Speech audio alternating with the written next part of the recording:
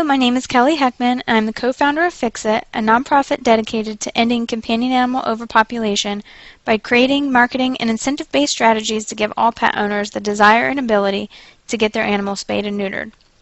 In this webinar, I discuss how you generate messages to use to target your community of interest in order to increase demand for spay and neuter.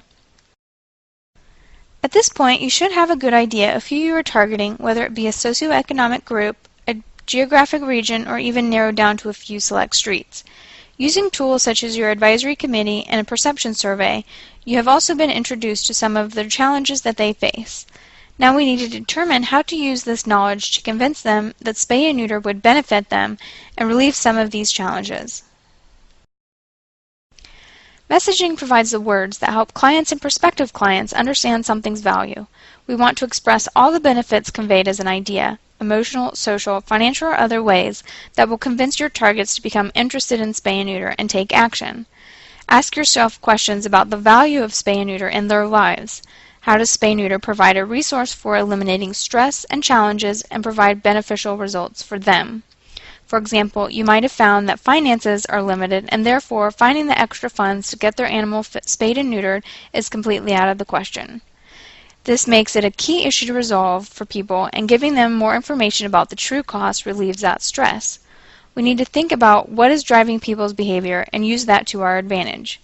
Having this insight into what is affecting the behavior of our targets gives us leverage to now start focusing on how to use marketing to get our target pet owners to call you for an appointment. By the end of this presentation, our objective is to have a short list of messages from which we are going to develop advertisements. We are going to start by listing some key issues that are affecting people's behavior. What are some issues that stick out as being important to the community in general, and how could you relate animal welfare issues or spay and neuter to them? Include both reasons people don't do it, reasons people want to do it but don't, reasons people do it, and other issues that might relate to why people should do it if they have other challenges that it would resolve, such as surrendering animals to the shelter or overpopulation. Then we are going to map out those concepts into more specific problems that people have related to the topic, and what are the results that a solution of spay and neuter would provide to generate our actual messages to use. Then we will need to narrow down these messages into ones that we think might be the most effective in our community.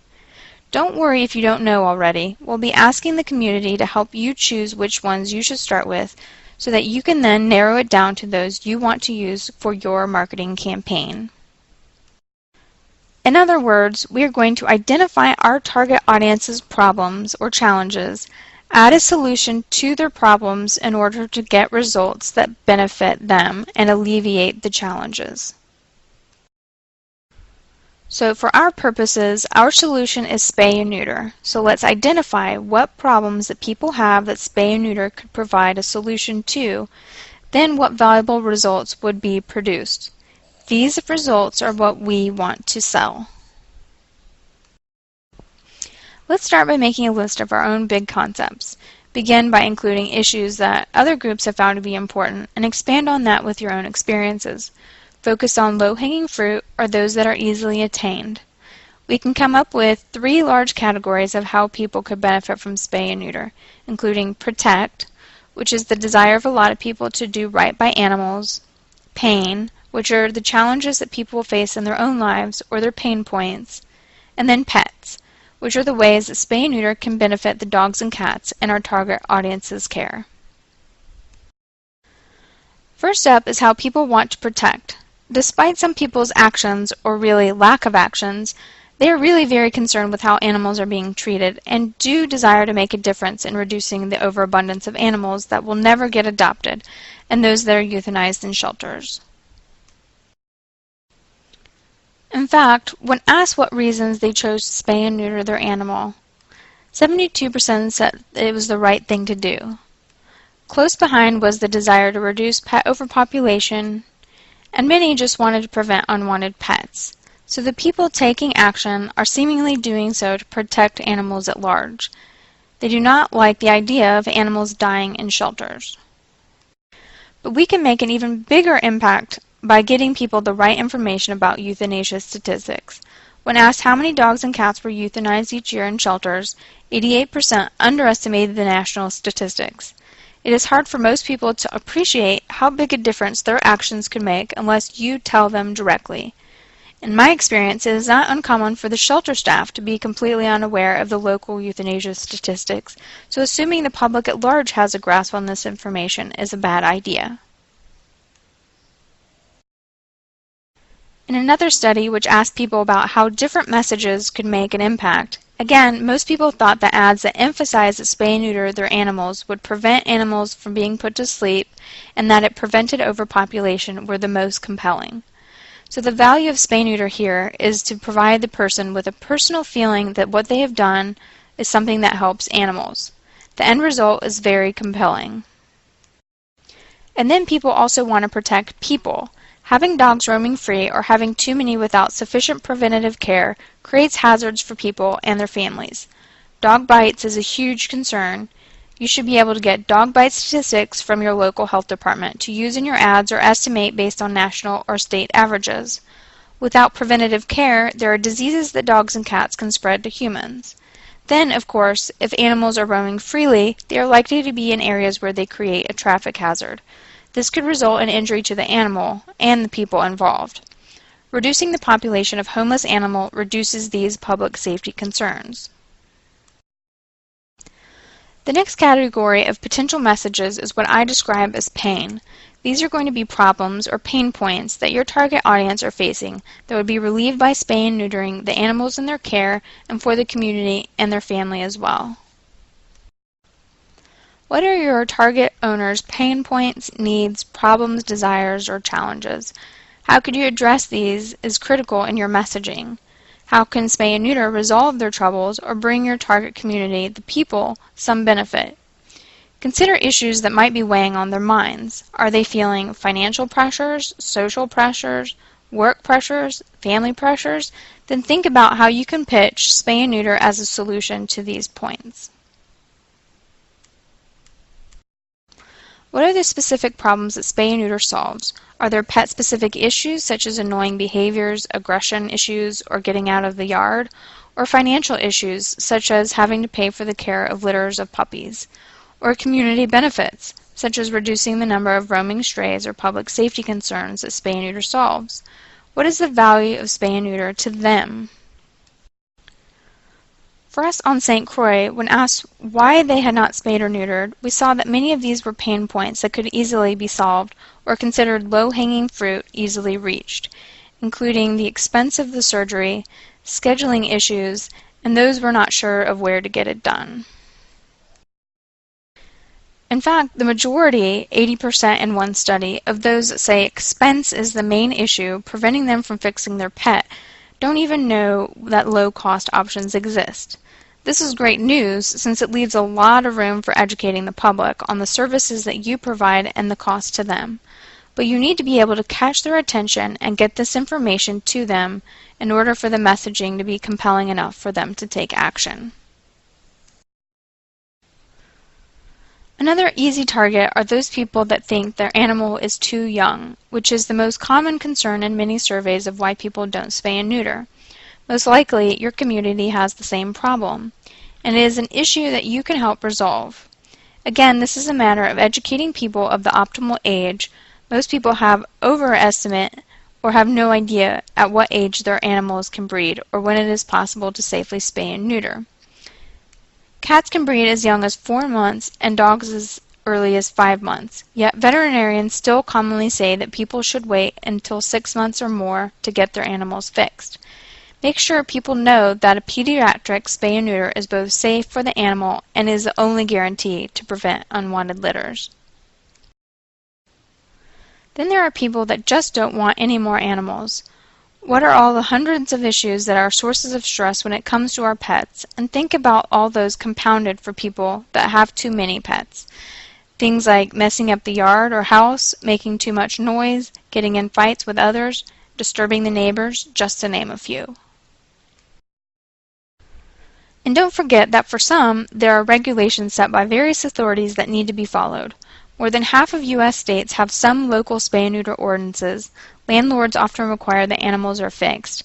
Adoption agencies may release an unaltered animal in someone's care under the condition they are fixed in a set amount of time. And then some government agencies require high licensing fees if an animal is not spayed and neutered. We see these issues come up on our site, getyourfix.org, all the time. People are suddenly in a panic about following the rules, fearing that they will lose their animals or worse. Make it easy as possible for them to follow the rules by letting them know about your services. And last, we know as animal people that there are benefits to the animals by getting the animals spayed and neutered, including reducing the likelihood of many cancers and infections. There are benefits to eliminating roaming behavior, such as reducing the risk of getting hit by a car, getting in a fight with another dog, or getting into trouble with an annoyed neighbor. Unfortunately, the health of the animal has been found to be less compelling than for some other reasons for getting animals spayed and neutered. But this may not be the case in your area. For some communities, protecting the animal will be a good motivator. For example, for people who have paid a lot of money for purebred dogs, not just to breed, this may be a good end with them. Dogs that are spayed or neutered have been shown to live longer lives. But now you need to pull together a list of issues that might be pertinent to your community based on your conversations with them. Under each of these categories, brainstorm the specific issues that provide value to the target community. It is beneficial to diversify to see which type of approach is more suitable to your audience. For example, choose 1 to 2 from the protect category. This might include a reduction in euthanasia, an end to overpopulation, providing public safety, or it's just the right thing to do. Then there are your pain points.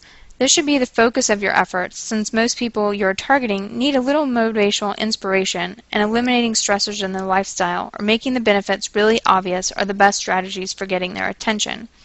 Then consider if there are issues that benefit the animals directly that might inspire your targets to take action as well, such as health benefits or a concern from where their puppies are going to end up. And after you've done that brainstorming and created lists of possible topics, choose 5 to 10 of those and map out 3 or 4 important points about each issue that addresses the target owner's challenges, pain points, needs, and desires. There is an exercise sheet on the Message Development Smart page if you would like to use that to get some helpful structure and additional examples. We want to think about what are important issues that are part of the problem and also determine what value will the pet owners receive by doing their part to solve the problem. For now, let's choose just one issue: too many animals. This is a common problem that almost any animal caregiver can face if they don't have all their animals fixed. It is a slippery slope for sure. One lady that we have helped on our program site getyourfix.org started by bringing in the 2 kittens of 1 stray cat. They weren't sexed correctly, so one of the females got pregnant by her brother. Twice. The amount of time between her weaning and getting pregnant again was surprisingly short, so she ended up with over 10 cats in a matter of months. Now they are all fixed thanks to the generosity of Get Your Fix sponsors. So let's map out the issues of having too many animals, focusing on dogs specifically. What are some possible problems associated with the issues of having too many dogs, and what are the beneficial results of having less? I have come up with 3 of each, including the obvious that there will be a messy yard or house, there can be fighting among the dogs, and stray males won't stay away when there are unaltered females around. The benefits, or the results, that spay or neuter could provide are reducing the stress and headache of having so many animals. There are fewer mouths to feed, and there's going to be less barking. So what are some other problems or benefits? For each problem and benefit, start by brainstorming some advertising headlines for each. Try to envision a scene or a photo that would be used with the ad to make it emotional and attention-grabbing. Remember your pain points: financial, social, work, and familial pressures. It doesn't have to be completely descriptive. You can also use taglines and info bubbles and body text to further describe the benefits. Now you have some hard decisions to make. Which of your messages are most compelling and which headlines are most effective at grabbing people's attention? Since this will be the basis of your marketing program, it is a good idea to get some help making these decisions. One thing you might want to do off the bat is narrow the focus of your marketing campaign. And your community will be more effective at focusing on one species of animal, one sex. What type of pet owners will you be trying to attract? Men, women, young, old? For us, based on the results of our perception survey, we knew more people cared for dogs in the community than cats, and 70% of them were not fixing the dogs. There was also a much bigger issue at the shelter, with intake of dogs outweighing the cats, 2 to 1. So for our ads, we feature dogs, or both dogs and cats, and our messages are geared more for dog owners or issues related to dogs, such as dog bites. At these stages, it is a great time to call meetings with your advisory committee. They will give you their opinion, insight into the best messages to include, and which headlines would be most effective. They might even be helpful for generating new headlines that work even better, such as including local slang or rearranging the phrasing. Next time, we will help you test how effective the messages and headlines that you have chosen in your target community. Get more information about FiXiT, SMART, and other programs that we provide to reduce companion animal euthanasia on fixit-foundation.org or join us on social media.